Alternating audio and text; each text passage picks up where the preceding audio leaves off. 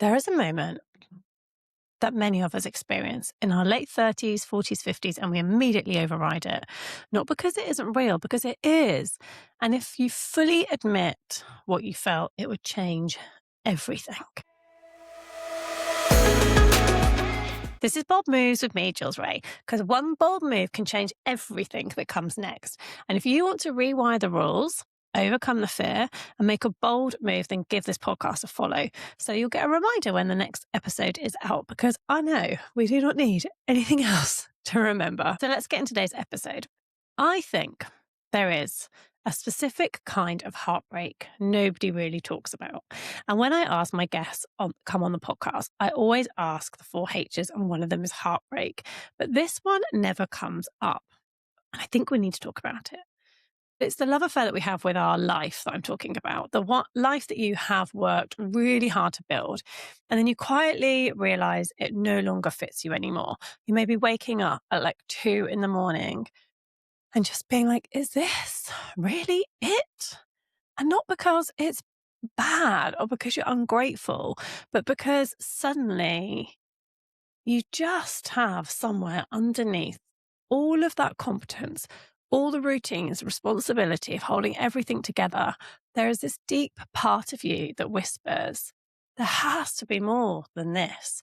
And the strangest part, most women override that feeling instantly and call it stress or hormones, burnout, being tired, a phase, anything except the truth.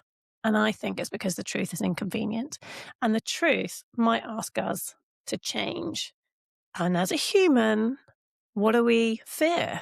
We fear change. I remember hitting 41, and this hit me really, really hard. So I had Hugo, my little boy. I had the corporate career that I had worked really hard. Like I was really trying to climb this corporate ladder. And the calendar looked like pretty much like a military operation. And on paper, everything looked quite successful. And, what I should, in brackets, not brackets, little, bunny ears, quotation mark, should be successful.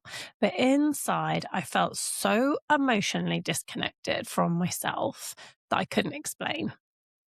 And I'd become brilliant at functioning, being the professional, being the capable one, the reliable one, the woman who held everything together. But underneath all of that was this feeling that I just couldn't shake, like I was living my life that technically worked, but no longer felt like me. And honestly, I think so many of us women will relate to this. And if you are relating to this, then message me, DM me, send me an email. Like I want to know if this is hitting home for anyone else. Like we're not falling apart. I think that we are exhausted from performing a version of ourselves that we've outgrown. And weirdly, the thing that kept me up at night was not another promotion. It was actually the podcast. And at the time when I started this, it was called Mama's Flight Path. And honestly, it made absolute no logical sense.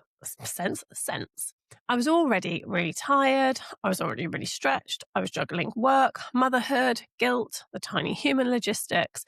And every single time I thought about the podcast, it just felt like me, like I came alive. It was creative. It really lit me up. I was having like great conversations. I was building a really beautiful community. And that scared me. Because I had to sit with, if you want to be seen as a leader and you want to excel in this corporate world, you need to increase your hours. You need to be showing up and being visible more. But I was building this really beautiful thing that I really love doing. And that scared me, really scary. Because I think deep down, I knew that the podcast wasn't really about podcasting. It was the truth. It was the first thing I'd done in years that came from a desire instead of an expectation. And I think that's why this like messy middle season hit so many of us hard. Because once you start hearing yourself again, you can't unhear it. Now, I love a bit of Brené. And Brené Brown calls this the unraveling, which I think is really beautiful. Like this idea that everything that the armor that we've given ourselves and everything that we were is like, I can't know. When I hear that word unraveling, I see like a cotton reel and just like completely unraveling and coming apart. And I feel like that's exactly what it is, like this really beautiful unraveling of ourselves, of who we really, really are. And I love this concept so much of it being like the Queen Age era, where we have all this incredible wisdom and this queen sovereignty about us. But there's this energy and this passion underneath that teenagers have and that we had when we were teenagers. And I think that's pretty powerful. Like this concept of like the wisdom and the energy together. I think that's amazing. And if you saw my story the other day, I've also been having spots like a teenager. So, I'm definitely in my queenager era for sure. But I read a book recently by Guy Hendricks. You may have read it. If you haven't, I definitely recommend it. It's called The Leap. And he talks about how we actually stay trapped in our zone of excellence. Now, you may have heard of the zone of genius, and I've used this term a lot. Like, that's the work that I really love doing, is helping people get in their zone of genius. But the zone of genius really takes a lot of work. And this is what the work that I'm doing, what Bold Moves is about, is all about, whether you have gone through motherhood, we've changed, we grow, we develop, and we unravel and want to go into our zone of genius, but we get trapped in the zone of excellence. Now, that place where you are, it's what you are very good at doing. And we are rewarded for that. We get our wages, we get our monthly appraisals, all of that stuff. We get rewarded. We get known for it. You go to a party. Oh, what do you do? Oh, I'm a lawyer. I'm, whatever it is you do. For me, I was executive coach. And that feels quite safe, doesn't it? It feels really safe. And honestly, I think that's where so many of us get stuck, because we lack the confidence. And we use that word, we use that language, and we hear it a lot being bantered around. Like this idea of, oh, well, I don't have the confidence, and where I am feels comfortable. And we become quite exceptional at enduring, and we become exceptional at functioning and just being on this idea of being on this hamster wheel and just keep going. But that competence and that hamster wheel becomes the cage. And the really uncomfortable part is your zone of genius usually asks you to become visible in a completely different way. So for me, that looked like wanting these conversations that actually meant something, wanting to speak on stages, host retreats in the Algarve, do all of this really incredible work, create rooms where women could finally exhale again. And none of that came with the safety of the monthly corporate salary. And then redundancy happened. And if I'm honest, it forced the question I'd been quietly avoiding, because motherhood definitely cracked me open, and maybe it took the blinkers off of what was really within me. But I've been having these conversations with women that are not mums, and the same is happening with them too. Now, I had to make the decision of, do I go back to a version of life that looked sensible on paper? Or do I finally admit that there is something else I want now? And that decision terrified me.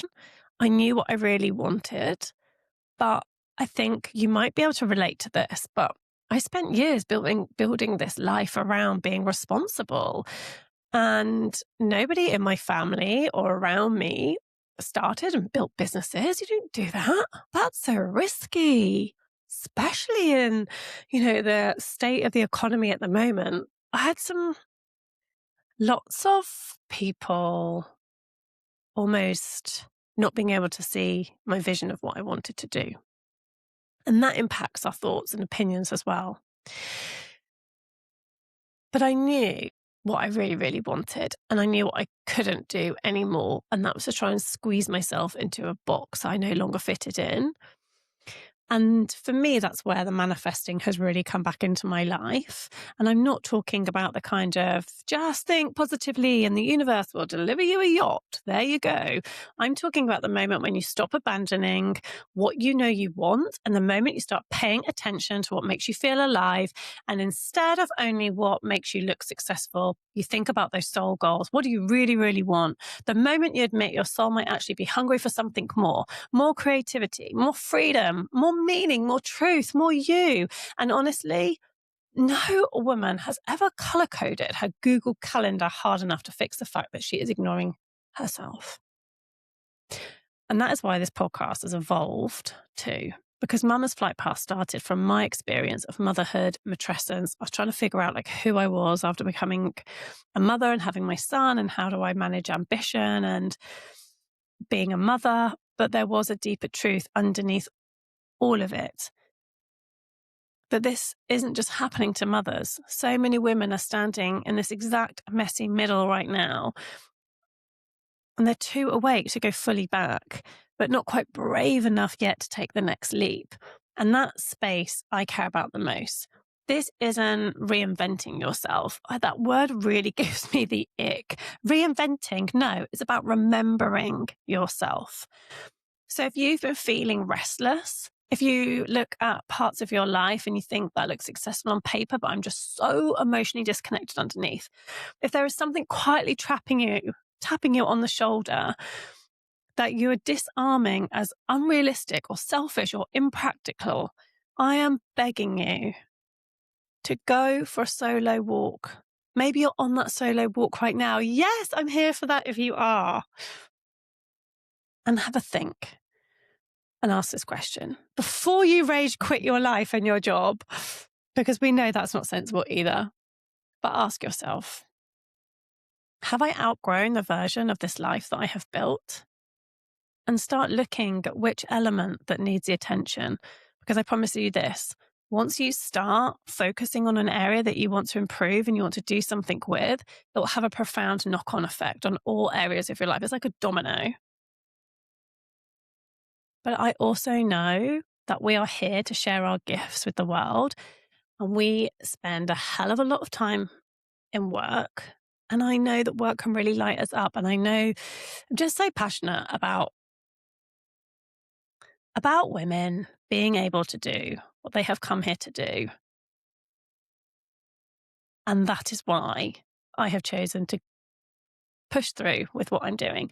And it is scary as heck. I can tell you that for free. But if I can do it, then anybody can do it. So, my queen, if this episode has landed with you, please send it to maybe a friend that you also know who is quietly questioning her life right now.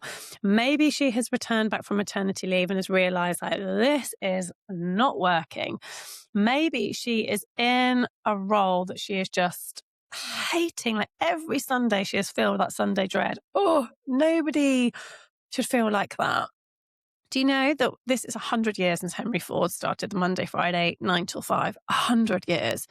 We are operating in a system that was not designed for women, never mind mothers. So no wonder it feels so hard. And I believe that we are in a world where we can work in so many other ways and we can earn money in different ways.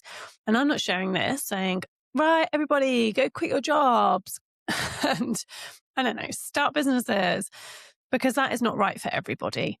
But I do know that there is something in us all